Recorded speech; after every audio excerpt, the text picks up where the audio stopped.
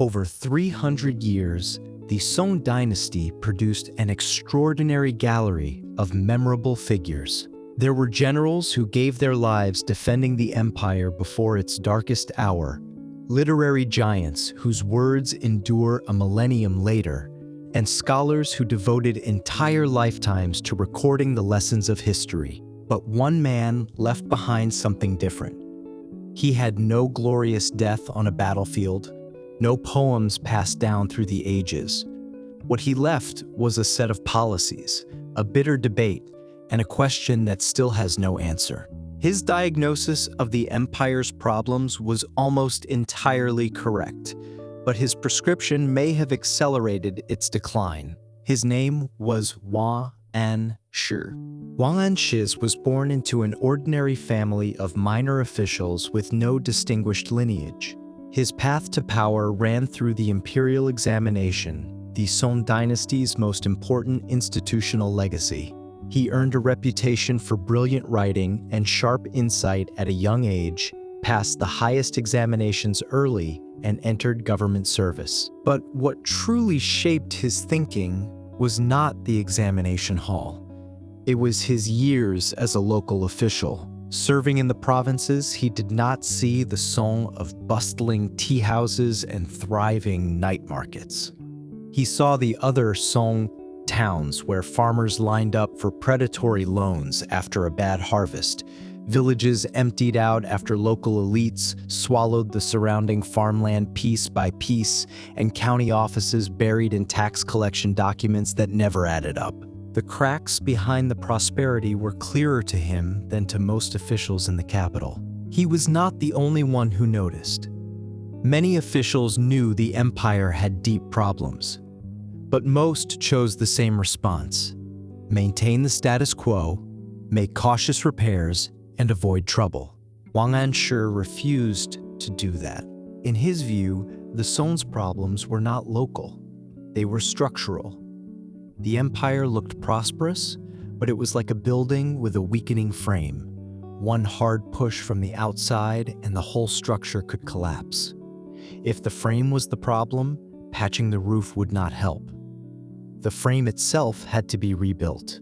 As early as 1058, Wang Anshi had compiled his years of observation and thinking into a 10,000-character memorial to Emperor Song. This document, later known as the 10,000-word memorial, laid out the empire's structural crisis in detail and proposed a comprehensive reform program. But Song was mild-tempered and cautious by nature. He read it and set it aside. The memorial was shelved by the emperor, but it circulated widely among scholars and officials.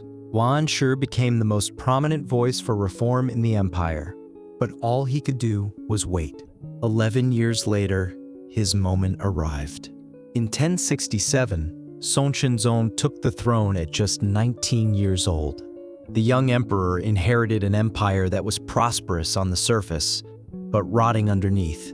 Annual tribute payments to the realm and massive military that could not fight, and a treasury that spent more than it earned. He had no intention of being a caretaker emperor. He was desperate for change. But the court was filled with cautious old ministers, and none of them were willing to act. Song summoned Wang Anshi himself, a young emperor urgently searching for someone willing to act, and a middle-aged reformer who had been waiting for 11 years. They found each other at exactly the right moment. In 1069, Song formally appointed Wang Anshi to lead a national reform program. Wang Anshi was 48 years old. Most men at that age were already thinking about retirement. For him, the real work was just beginning. He proposed a comprehensive set of reforms that historians would later call the New Policies, covering fiscal policy, taxation, agriculture, and the military. But among all these measures, the most central and most controversial was the Green Sprouts policy. Its logic was straightforward. Every spring, farmers ran short of grain and cash between planting and harvest. They had no choice but to borrow from landlords and moneylenders at crushing interest rates. By autumn, many could barely repay. Over time, countless farmers fell into permanent debt or lost their land entirely. Wang Anshi's idea was simple. If private lending was so brutal, why not have the state step in and offer low-interest loans instead? And so the Green Sprouts policy was born. The government would lend money to farmers in spring at rates far below private money lenders. After the autumn harvest, farmers would repay the principal plus modest interest. On paper, it was nearly a perfect policy. It would rescue farmers, increase state revenue, and weaken the economic grip of local elites, all at once. But the problems came quickly. Policy does not travel in a straight line from the capital to the countryside. Local officials were judged by performance targets, and how well they implemented the new policies directly affected their careers. Gradually, the Green Sprouts policy shifted from voluntary lending to compulsory lending. Farmers who had no need for loans were forced to register and borrow anyway. Refuse or not, the debt was recorded. Repayment with interest was mandatory. What began as low-interest relief for the poor slowly became a new form of forced taxation. In some regions, the burden of Green Sprouts loans grew heavier than the private debt it was meant to replace. Wang Anshi had designed a system to free farmers from moneylenders. Instead, farmers discovered they had merely traded one creditor for another, and the government was far harder to negotiate with than any landlord. Opposition within the court grew louder. The leader of the opposition was another figure of enormous stature, Sima Guan. Sima Guan was no corrupt official nor a stubborn reactionary. He was the author of the Comprehensive Mirror to Aid in Government, a monumental study of thousands of years of rise and fall. He understood the history of failed reforms better than most.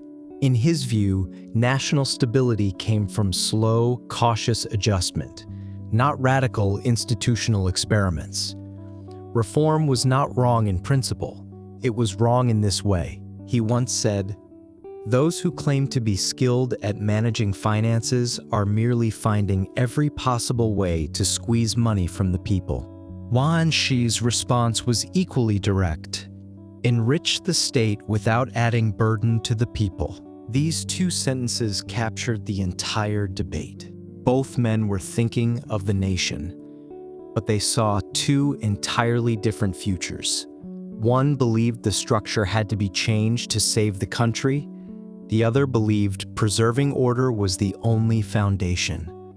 This was not a conflict between good and evil.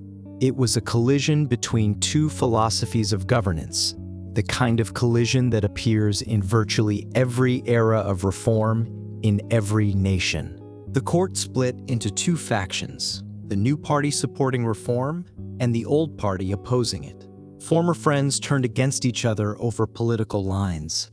Debate in the court grew fiercer by the day. Wang Anshi himself was not a man built for political maneuvering. He was famously unkempt, rarely changed his clothes, ate whatever was put in front of him, and kept his home so bare it hardly looked like a chancellor's residence. His mind was consumed entirely by policy and institutional design. He was more a stubborn engineer than a shrewd politician. But politics is not engineering, and an empire is not a blueprint to be redrawn at will. As the reforms advanced, resistance mounted. Reports of local chaos were amplified. The pressure of frontier wars made the court atmosphere even more tense. Song Dynasty, once his firmest supporter, began to waver. In 1076, Wang Anshi was forced to resign as chancellor for the first time. He briefly returned, but the tide had turned. He eventually withdrew to Jiangning, far from the center of power. His final years were quiet and deeply lonely. The turmoil did not end with his departure. Sima Guan took power and dismantled Wang Anshi's reforms wholesale, but Sima Guan himself died barely a year later. After that, the new party and old party took turns in power, each dismantling the other's policies in cycles of political revenge. What had begun as a debate over institutions decayed into raw factional hatred. This endless partisan war drained the last reserves of political energy from the northern Song. Decades later, when Jin cavalry stormed south, ministers at court were still arguing over which faction's policies to follow. Two men who both wanted to save the empire left behind a political world more fractured than the one they had found. After his death, many histories portrayed Wang Anshi as a rigid, autocratic reformer who damaged the nation. But centuries later, scholars revisited the Song's predicament: fiscal crisis, frontier pressure, social stratification, and recognized that these problems were already visible in Wang Anshi's time. He had at least tried to address them through institutional design. His diagnosis was largely correct. His prescription may not have been. What Wang Anshi left behind was not merely a set of abolished or preserved policies. It was a deeper question. When someone sees clearly what is wrong with an era, does that mean they can write the cure? Seeing the problem correctly has never guaranteed solving it correctly. That truth reaches far beyond the Song Dynasty and far beyond Wang Anshi himself. But then again, compared to all those who saw the same problems yet chose silence and self-preservation, Wang Anshi did one thing differently. He tried. In a world where the vast majority choose to maintain the status quo, those willing to stand up and say, "This is not working," are always a minority. They may not succeed. They may even make things worse. But if no one is willing to take that risk, every problem simply continues to accumulate until the day it becomes irreversible. Perhaps that is what Wang Anshi truly left to posterity. Not a successful reform program, but the courage and the cost of being a reformer. It is a story that will be remembered again in every age that needs change but fears it.